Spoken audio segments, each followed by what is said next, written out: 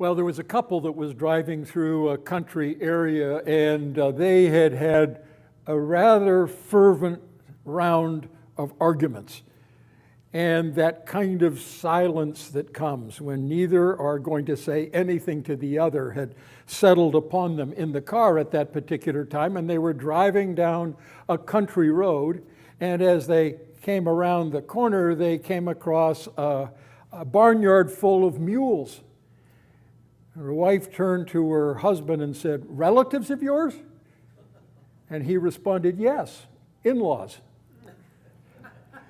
Well, we all know that families are our source often of our greatest blessings and some of our hardest challenges.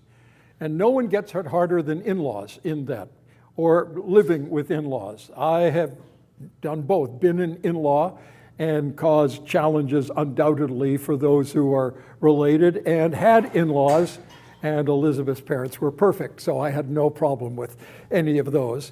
But we all know that that's what life is like. So it's intriguing to me that in the life of Moses, this great leader of God, people who were, in one sense, sort of an in-law and in-laws were involved in his life at some of the most critical times, that God used pagan in-laws in each of these cases to be a blessing to him. Now, the first one was, I'm not sure how you quite describe her, but it was, of course, Pharaoh's daughter, who at a time of need in his life, when he was literally out there in a basket with very little chance of survival in the circumstance, happened to be used providentially by God to see not only who was there, but to value what was there, and to give Moses a kind of education and training that God fully intended to use in his life, which he had no way of knowing that. And this sort of adoptive mother, although his own mother became the adoptive nurse, was mysteriously used to help prepare him for who he was. But 40 years later, he, of course, had this crisis in his life in which he was trying to decide who he was, and he determined that he was an Israelite and not an Egyptian, and he acted somewhat impulsively on the situation, and all of a sudden he found himself a refugee with no acceptance among his own people, the Israelites, and wanted by the Pharaoh, the greatest ruler in that particular time, fleeing for his life and sitting down by a well 100 miles to the south of where he'd started running from, in the middle of the desert. And it just happened that when a group of girls came who were herding sheep, and some men sought to push their way in and take advantage of what they've done, that he instinctively came to the side of these girls and in the process helped them. And as the result of that, when the girls went home and they recounted what had done, their father said, "You go and find him and bring him here," because he'd offended, the thought that he hadn't shown hospitality to a man who'd done this offended him. And so Moses came into the family of Jethro, a pagan, not just a pagan priest, the leader of the worship of false gods.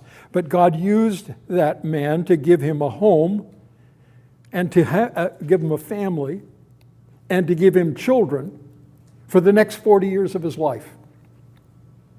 And then 40 years later, plus, at a critical point in Moses' life, leading the people of Israel, all of a sudden he brings that man back into his life again and uses him in a very significant way for the furtherance of his purpose.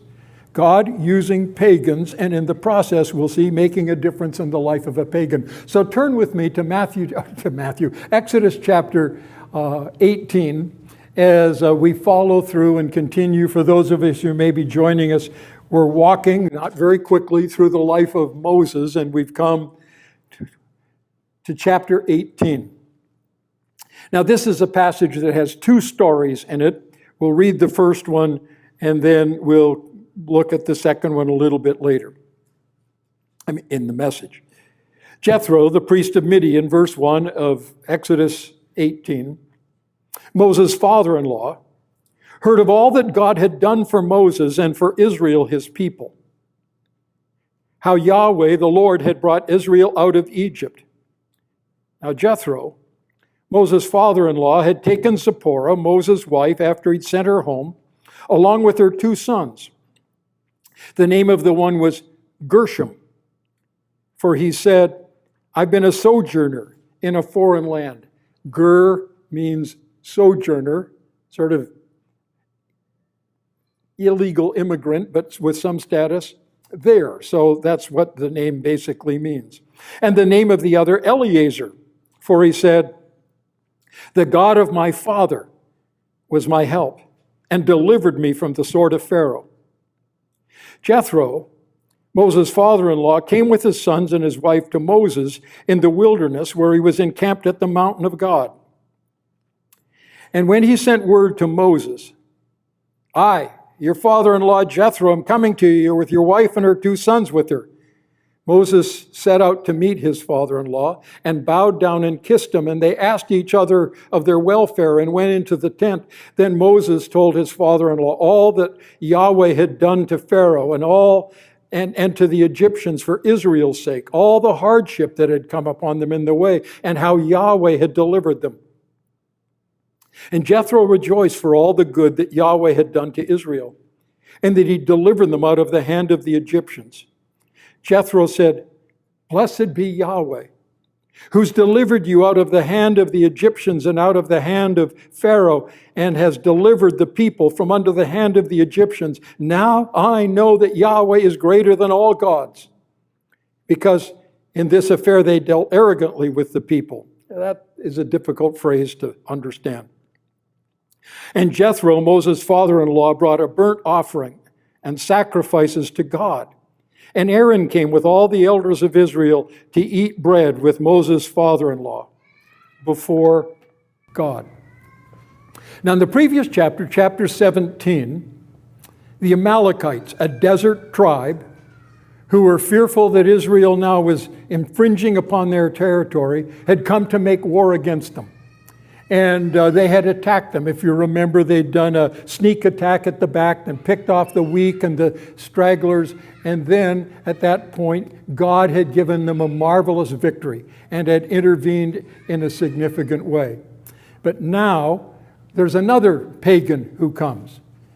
And this is going to be different. God is going to open up blessing in this particular way. Back when God made the covenant with Abraham in chapter 12 of Genesis, he said, in you all the nations of the earth will be blessed, and I will bless those that bless you, and I will curse those who curse you. Amalekites had cursed Israel and attacked them, and they are going to be the subject of God's judgment and already have been in part. But now someone who's coming to bless his people. So, there's a family reunion that takes place in these first 12 verses. I've already reminded you of kind of the heritage of this. Just again, Jethro has come into the family in this emergency situation. He's given Moses a shelter. He's been there when Moses had nowhere to go. He couldn't go back. Where was he going to go in the future? And what looked like just good luck, there was a need, he met it, and he got a place to stay. Was undoubtedly divinely arranged that God had provided this. And yet it was difficult for Moses to put it together. So when his first son comes along, he names him Sojourner, which means something like stranger, no home, homeless. I'm just a sojourner here. I have no settled place. The son was born, we're not sure how long after this encounter with Jethro took place. We don't know when the marriage took place. But for all this length of time, he becomes the firstborn hope of Moses. And then he has another son. And this one shows that God has been at work in his life in some interesting way. Because Eleazar means God is my help. First one is a name of frustration. Gershom, homeless. This one, God's my help, even here. And for 40 years, Moses has lived his life in this context with a pagan priest, the leader of the worship of the gods of Midian, supporting him and surrounding him. I am sure they had all kinds of theological questions along the way, and they had debates and discussions about the two. But there comes a time when he is, as you remember the story, is way out on the backside of the desert, 100 miles away from where Jethro's home was. And in that context, God meets him and calls him and sends him on a mission to Egypt. And what Moses does is go all the way back, about 100 miles back to where Jethro and his home is, get his family, and set out to go to Egypt. And along the way, they have a rather unusual encounter with the Lord related to Gershom, but they go back with Moses to Egypt. Now, here's the question. We don't know. You'll notice it says in this text, Moses had sent his family back to Jethro. Some think it was when that strange episode had occurred and Zipporah had had to suddenly and rather angrily circumcise Gershom, that Moses sent her home then. I don't think that's the case.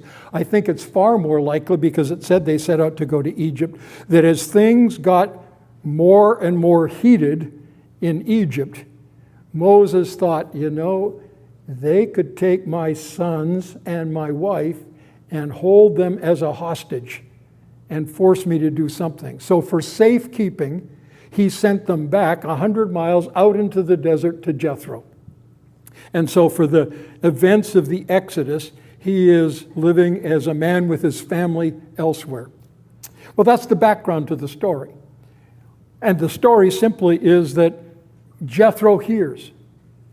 I'm sure that there were lots of reasons, but Egypt is the great power of the time. All the trading trails made their way even through the desert toward Egypt. That was where money was to be made. That where power was to have. And news like this, that the greatest power of its day had had its army decimated by some amazing act, and that a group of people, a huge host of people, was now out moving through the desert, claiming that God had delivered them and done these things, resonated in Jethro's heart. He recognized immediately, this is Moses. This is what Zipporah told me he was about. This is what he had sort of hinted about, because when Moses came back to Jethro to say he was going to go to Egypt, he didn't tell him what he was intending to do. He said, I'm going to see if any of my relatives are alive.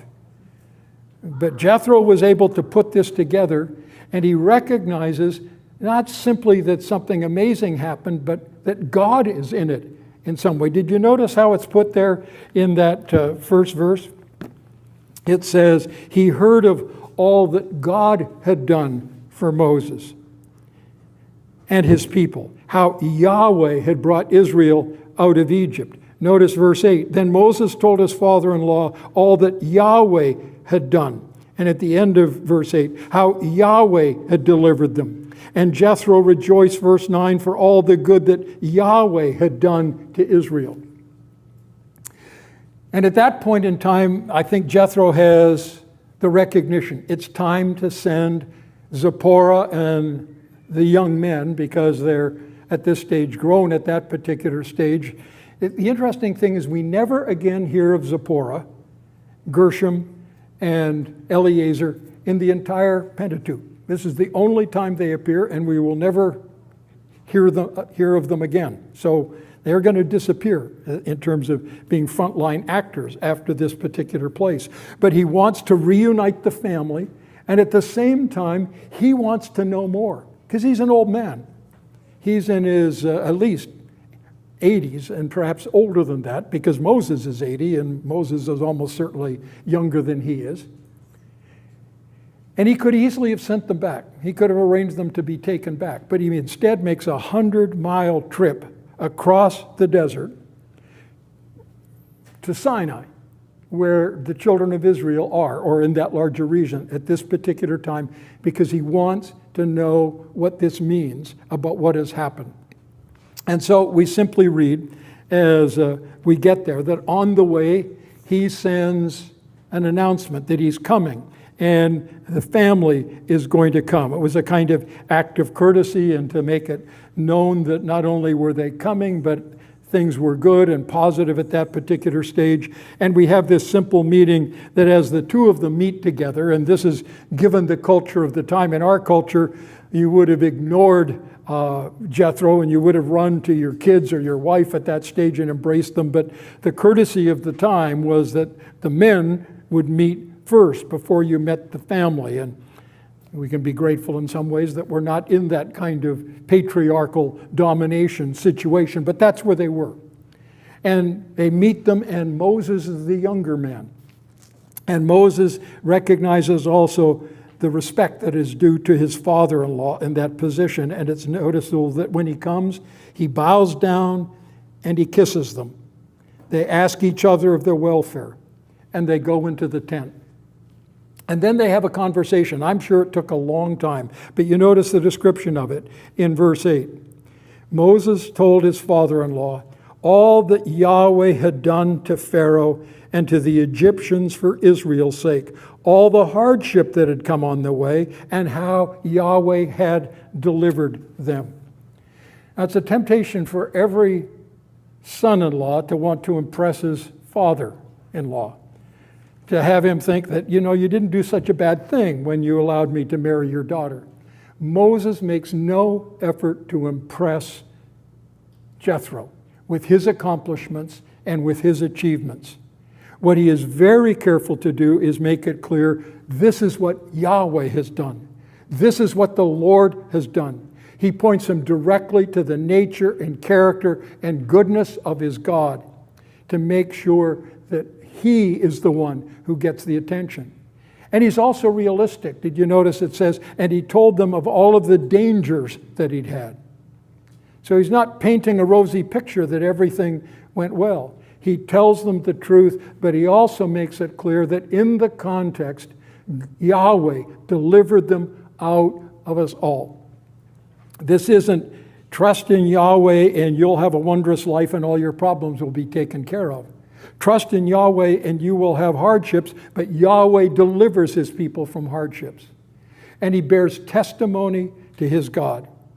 And he is really calling and bearing witness. He's evangelizing his father-in-law at this particular place. So notice Jethro's response. Jethro's response is, first of all, delight.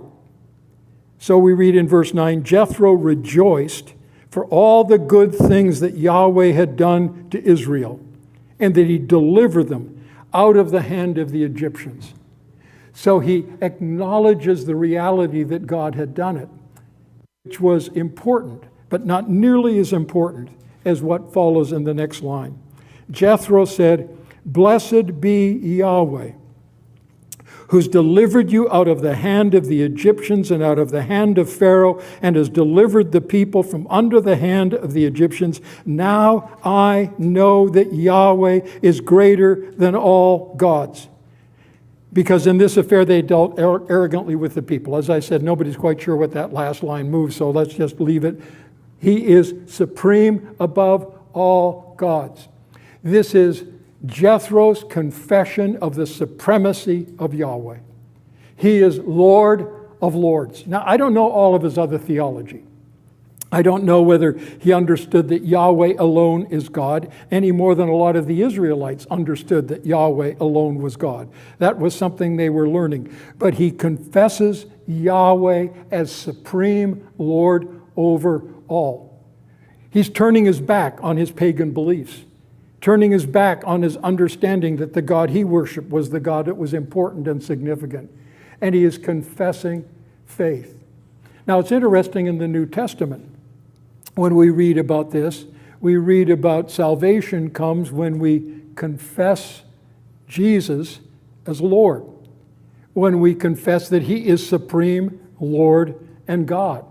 And there's a certain sense in which to confess Jesus as Lord is to confess that Jesus is Yahweh. So Jethro's conversion came by confessing Yahweh is God above all gods. Our conversion comes when we confess Jesus as Yahweh, as one with all that God is in his greatness and glory. And then the third part of this, he has delighted in what God has done. He confesses Yahweh's supremacy, and then he worships with God's people. Jethro, Moses' father-in-law, brought an offering, a burnt offering, and sacrifices to God. It doesn't say that he performed the sacrifices.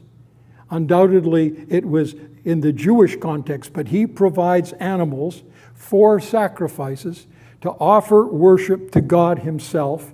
And Moses clearly understood that he was coming now as a Yahweh worshiper, because it says Aaron came with the elders of Israel to eat bread with Moses, father-in-law, before God. So here we have one of those first moments when God brings within the family of God, in you all the nations of the earth will be blessed. And now Jethro has come in to the people of God in that particular way. But now Moses has been a blessing to Jethro. Now Jethro is going to become a blessing to Moses. So notice verse 13. The next day, Moses sat down to judge the people. And the people stood around Moses from morning till evening. When Moses' father-in-law saw that all that he was doing for the people, he said, "What is this that you're doing for the people? Why do you sit alone, and all the people stand around you from morning till evening?" And Moses said to his father-in-law, "Because the people come to me to inquire of God. When they have a dispute, they come to me, and I decide between one person and another. And I make them know the statutes of God and his laws." It was apparently an ordinary day. And when Jethro comes out, he discovers that Moses is busily at hand. There's 2 million people. And even though they're traveling through the desert, you know that in 2 million people, there are going to be squabbles and fights and disagreements going along. He stole my cow, my goat, all of a sudden disappeared, and then I see it over in his thing. Somebody came into my tent. And Moses now is the person around who everything flows. That was the way it was in the ancient world. The man who was the leader, the king in other places, was responsible for every area of life. He governed the military, he governed the judicial, he governed the lawmakers. Everything revolved around that. And Moses falls into the pattern which was natural to him. You'll notice he says, "The people come to me." And Moses felt the responsibility heavy on his shoulders. And so he would find some place to sit down, and you can imagine the trail of people trekking out in that particular way, lining up for hours at a time, waiting till the line brought them to Moses. It is kind of like the, where are we here? The 15th century DMV, long lines to finally get there to get them adjudicated. And Jethro is back there watching. It's not out of arrogance. He's conscientious, Moses is. It's not because he thinks he's the only one. He thinks this is what he needs to do. Somebody's got to judge. Somebody's got to do it. And it's my responsibility not only to judge between them, but to teach them about God and to understand them. Now notice what Jethro does. It's interesting at this particular point. What Jethro immediately does is not challenge what he's doing, but he asks him a question. And his question is a simple one of, what are you doing? He has his opinions. You need to understand he has credibility as a leader. He's been the priest, which would mean he was the leader of a group of people. It may not have been anything like the size of the Israelites, but he knew what it was to lead and direct and have to deal with affairs. And so he has credibility in what he's been doing for a long time. Moses is a novice. He's never done anything like this. What are you doing? Explain it to me. He's wise enough to know that before you criticize, you need to question. wise enough to know that you evaluate before you come with your supposed answers into the midst of all of this. And so he comes graciously and quietly and allows Moses to speak and explain what he's doing. It is a responsibility. The people are making him do it. The people expect him to do it, and all of those kind of things. And then finally, having heard Moses out, he speaks to him rather directly in verse 17. What you're doing isn't good. Now that may sound blunt, but he wants to understand him to understand. So notice in verse 18. You and the people with you will certainly wear yourselves out. Things too heavy for you. You're not able to do it alone. And he wants him to understand that he is not only harming himself, he is hurting the people.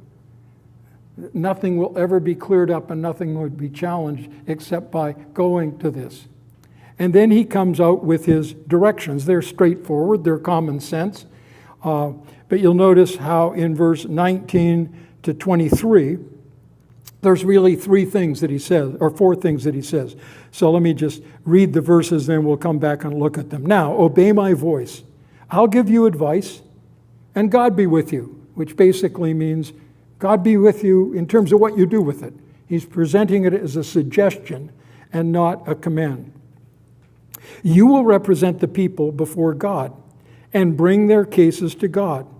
And you shall warn them about the statutes and the laws and make them know the way in which they must walk and what they must do. Moreover, look for able men from all the people, men who fear God, who are trustworthy and hate a bribe, and place such men over the people as chiefs of thousands, of hundreds, of fifties, and of tens, and let them judge the people at all times. Every great matter they shall bring to you, but any small matter they shall decide themselves. So it will be easy for you, and they will bear the burden with you. If you do this, now the ESV translates this as, God will direct you. Most others render it, if you do this, may God direct you. You will be able to endure, and all this people also will go to their place in peace. There's some lessons for leaders here, and in verse 19 is the first one that's significant. Focus on the main thing. You can do something that no one else can do. You speak to God for the people, and God speaks to you for the people. No one else can do that. You shall represent the people before God and bring their cases to God, and you shall warn them. Your responsibility is to listen to God, to speak to God, and then to teach about God's will and God's pattern and God's ways. One of the most profound and simple issues in life is to remind ourselves that there are important things which we cannot delegate to someone else.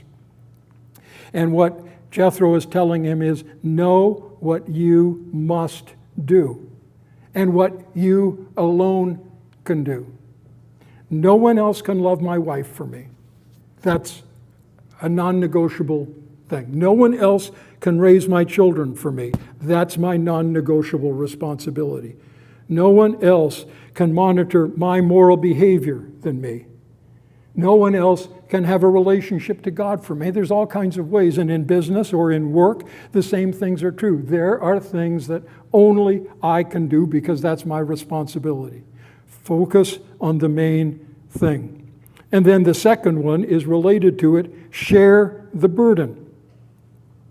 Look for able people from all the able men from all the people. Recognize that you need help. Recognize that there are things that you need to offload to others. I was a very slow learner as a leader because I always felt guilty if there was things that I didn't like doing. To ask somebody else to do what I didn't like doing seemed to be insulting to them. So I kept doing things that I didn't like doing until I discovered there were people who liked doing those things. That for them, that was a blessing. And if I delegated it and let them do what they were called by God to do, it was not only better for them, it was better for me. And we could share it. So he's very clear here. Share the burden. Understand what can be given to others. not because they are less important, but because you need to do the thing that you are called to do. Then the third thing is choose wisely. Prioritize character. Now it's really interesting how it's put in the text here. It says in verse 21, look for Hayil men from all the people. That's almost an impossible word to describe, but it means look for people of excellence. It's the same word that's used in Proverbs 21 or 31 when it talks about the woman of Hayil, the woman of excellence who can find. It has about the idea of quality, skill, ability, character, all of those things. And then it comes up in that people who are able, who fear God, they are God followers, they are reverent, they are trustworthy, and they're not up for sale. They hate a bribe. And what he's saying is, in what you're doing, make sure you prioritize character. Character counts. It's important even as we think about people we choose for elections. Character counts. People who we choose for leadership in church. Character counts. And it's interesting as you read the New Testament description of who the leaders in the church are to be, they're nearly all character qualities rather than competence qualities. Now, obviously you don't choose incompetent people. But the point is he's saying, make sure you understand. And then the fourth thing, so focus on the main thing, share the burden, choose wisely, and develop a structure. Place such men over the people as chiefs of thousands, of hundreds, of fifties, and of tens. And let them judge the people at all times. Every great matter they shall bring to you, but in any small matter they shall decide themselves. So what Jethro is proposing is a whole structure in terms of how the society is to be built. Now think about this. You're out in the middle of the desert. You're dealing with slaves. They have never had any self-government in their life. They've never had to make decisions on their own. They've always had somebody telling them, go there, do this, all of that. They are totally unequipped for all of these kind of things. Moses is carrying the load of them all, and he's saying, Moses, what you need to do is to give structure to this great mass of people and organize them. And you need to do it starting with tens and then move to larger groups all the way up until we put some structure together in this, then we can do it. That's not a small task to put all of this in place. And it's interesting, as Moses hears all of this, just notice what he says in verse 24. So Moses listened to the voice of his father-in-law and did all that he had said. Now Moses could have been like some of us get at this point. Looking back at his father-in-law, said, I know that you're a chief of a little tribe over there, but I've stood before Pharaoh. I did not know what else could do. Who are you to tell me about how I should organize, how I should put this together? I mean, look at all that I've done. But that's not Moses. In Numbers chapter 12, we're told that Moses was very meek, the meekest of all of the men of the earth. He was humble enough to hear his father-in-law, and humble enough to recognize there's wisdom. He may have been a pagan from a pagan background, and he's a one-day-old Yahweh worshiper. But what he's saying is true. And he humbled himself to listen to wisdom from a very unexpected source. And there's a message in that to us about being willing to learn and humble ourselves and seek not our own glory, but submission to God and what God's purpose is. And then the text just ends on that particular way. Moses chose able men out of all Israel and made them heads over the people, chiefs of thousands, of hundreds, of fifties, and of tens, and they judged the people at all times. Any hard case they brought to Moses, any small matter they decided themselves. Then Moses let his father-in-law depart and went away to his country. So he goes through the hard work of organizing it. Now, a little bit later, we're going to read when we get to Numbers and then to Deuteronomy chapter 1, that God's going to make adjustments to this. And God is going to, as it were, refine, but the basic pattern will be true all the way through. We're also told in Numbers that they involved the people at this stage about who do you recognize as a leader in this way. So this wasn't arbitrarily done top down, it was done bottom up. But in the midst of all, God gave a people who were an amorphous group of people now a structure. And it was because of a man who dared to listen to the person God sent. Well, as I put this through, there's a few things that strike me out of this chapter. The first one, and it isn't ever said generally, and yet it's all the way through here, that our greatest priority must always be to elevate the Lord and not ourselves. That's what the concern of this passage, all that God had done for his people, all that God was committed to do for his people. That was what Jethro heard. That is what Moses was committed. And even when he, with all of the accomplishments, is more in front of his father-in-law, he's talking about God's work and God's greatness and God's glory. The first mark of Moses is he come to realize that the source of blessing was always Yahweh and never himself.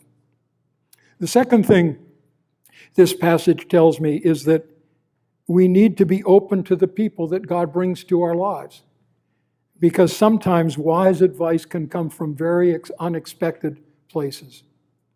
And that's certainly the case here. God's common grace means that he's given wisdom and insight not just to Christians, but to non-Christians.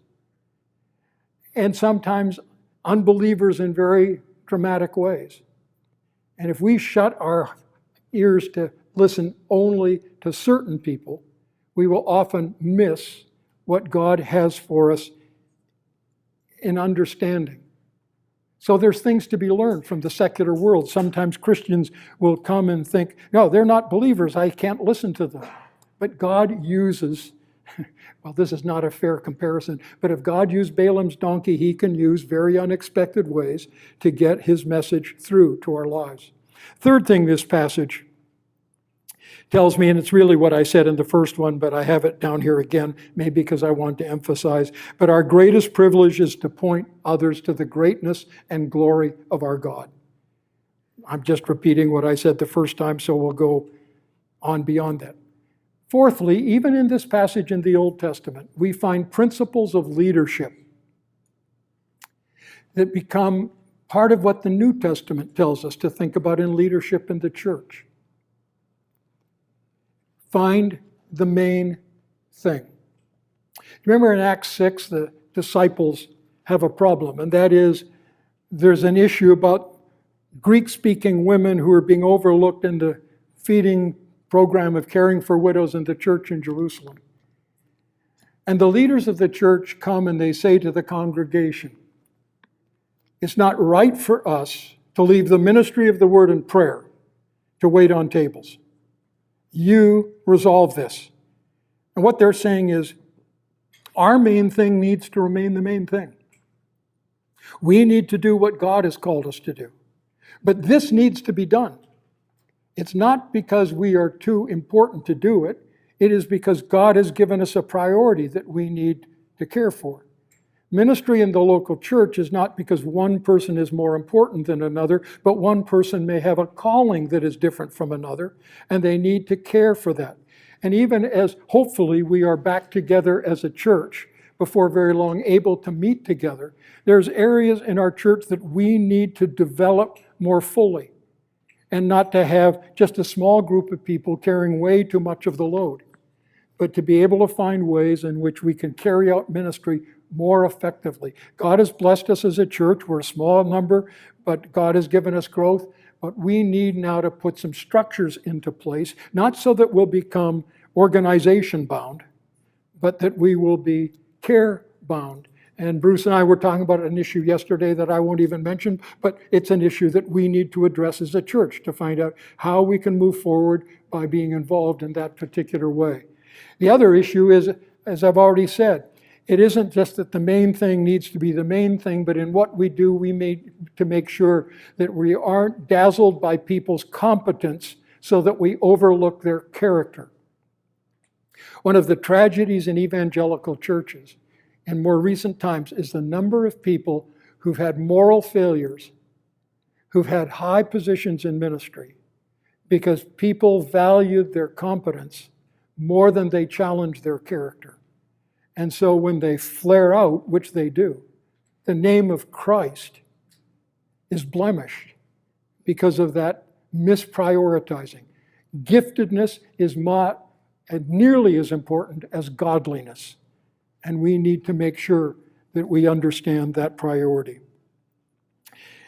And a fifth thing, I'm always reminded of a little booklet that I was given when I was a college student. And it was written by a man named Charles Hummel. And it was entitled The Tyranny of the Urgent. And the tyranny of the urgent was what Moses was feeling. The urgent was there's all these people and they want a decision. And so he sits there and he answers all of those decisions. But Charles Hummel made a point in that book that's always stuck with me. I haven't always followed it, but it's very important, and it's this. Important things get crowded out by urgent things. It seemed urgent, and people will phone at different times. It's urgent. I've had calls at different times late at night and saying, our marriage is in trouble, our marriage is in trouble, you need to come over right away. We're spending time with family, it's important. Do I need to go? Now there are times when you need to go, there's no doubt about it. Somebody is into the hospital, it's an emergency situation. But very few marriages are going to be solved by a visit at 8 o'clock at night in somebody's home. It takes a long time to get into trouble. You won't get out by one visit from somebody coming in to tell you. Unless there's physical violence or something, then that's urgent. That's not only urgent, it's important. But one of the issues of life is to recognize there's all kinds of urgent things. And quite now, those of you who are addicted, and I have enough problems with it, to listening to the ding on your phone when the next text comes in, will be drowned by texts and will be kept from doing the important thing. I don't think our culture has ever been as prone to respond to the immediate and misunderstand it for the important. So, beware of the tyranny of the urgent. Important things or urgent things drown out important things, and the urgent things aren't nearly as important as they seem. There's all kinds of pastors who've gotten in trouble because of urgent things that the congregation says, and they've neglected their families. And it goes back to what this passage is telling us. Understand what God has given you. What are the main things? What are the important things? What are the non-negotiable, non-transferable things? And do those to the glory of God, and make sure that you make sure they're done. And if there are other things you can do them in their appropriate time. Father, I know I need help in these things. Thank you for the wisdom even of a Jethro. Thank you for your Spirit who confirms those things. Help us to live them for your glory and our good. In Christ's name, amen.